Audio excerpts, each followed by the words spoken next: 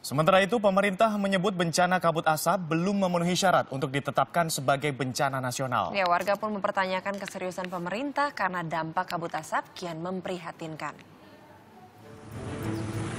Sudah lebih dari 9 bulan kabut asap menyelimuti sejumlah kawasan di Indonesia.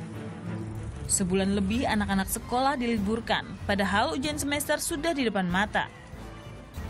Asapnya sebabkan lebih dari 200.000 warga terserang ispa. Seorang anak penderita asma di Riau akhirnya meninggal dunia karena kondisi kesehatannya kian memburuk sejak kabut asap melanda. Belum lagi roda perekonomian yang terhambat karena warga kesusahan mencari nafkah. Provinsi Riau saja sudah menanggung kerugian hingga 10 triliun rupiah. Meski demikian, status bencana nasional tetap belum dideklarasikan. Padahal bencana kabut asap sudah rutin melanda negeri ini setiap tahun sejak 18 tahun silam. Bencana nasional itu jika yang mendeklar adalah Presiden, setelah memperoleh masukan dari BNPB maupun dari kementerian lembaga menyampaikan tentang dampak penanganan dan sebagainya. Kalau kita melihat kebakaran hutan dan lahan, jumlah korban meninggal ya ada tapi sedikit sekali. Tapi kalau kita melihat luasannya ada 6 provinsi yang terkepung.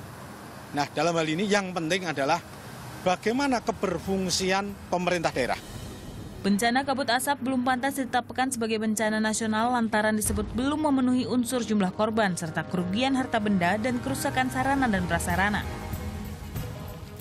Padahal kabut asap tak cuma membuat sebagian penduduk Sumatera dan Kalimantan menderita.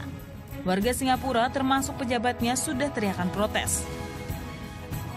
Sementara pemerintah Malaysia sudah mengevakuasi warganya yang tinggal di Pekanbaru Riau. Soal bantuan negara tetangga, pemerintah belum mau terima.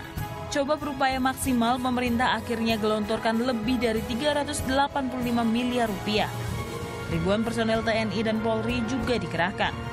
Namun nyatanya kabut asap belum mau pergi, termasuk di sejumlah daerah yang sudah dikunjungi Presiden Jokowi. Keseriusan pemerintah dalam tangani bencana kebakaran lahan dan hutan pun dipertanyakan masyarakat. Mereka ingin cabut izin dan pidanakan pembakar lahan tak cuma janji yang selalu diucapkan pemerintah setiap bencana kabut asap tiba. Mereka menanti langkah nyata pemerintah untuk selalu sediakan udara bersih bagi warganya. Tim Liputan melaporkan untuk NET.